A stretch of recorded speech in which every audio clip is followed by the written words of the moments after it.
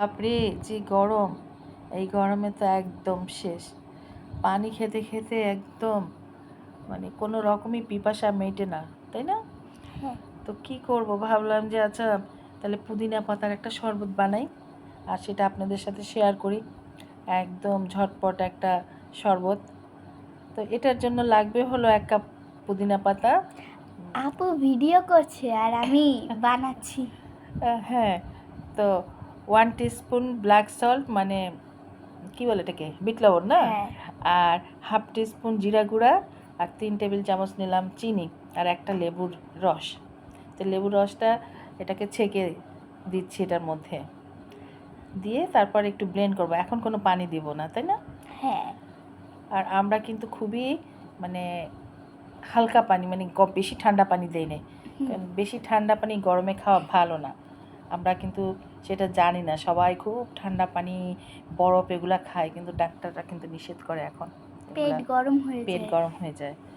তারপর এটার মধ্যে আবার পানি দিয়ে দিলাম। এগুলো আমার 2 গ্লাস শরবত বানাবো, সেই 2 গ্লাসে না যতটুকু পানি লাগে আমি অতটুকু দিয়েছি, দিয়ে আবার এটাকে ব্লেন্ড করে নেব। ব্যাস হয়ে গেল। এটা কিন্তু খুব ঝটপট। এখন ছেঁকে ব্যাস আমি সার্ভ করব গ্লাসে। এটাকে ছেঁকে কিন্তু গ্লাসে মানে সার্ভ করব।